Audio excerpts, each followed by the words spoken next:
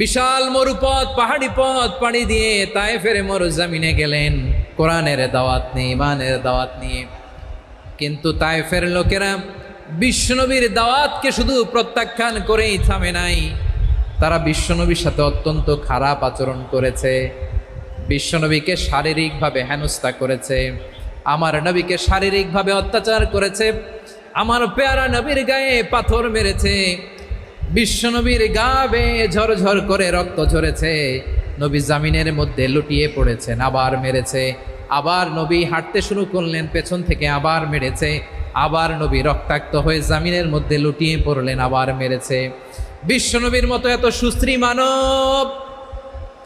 বিশ্বনবীর মতো এত শুভ্র মানব,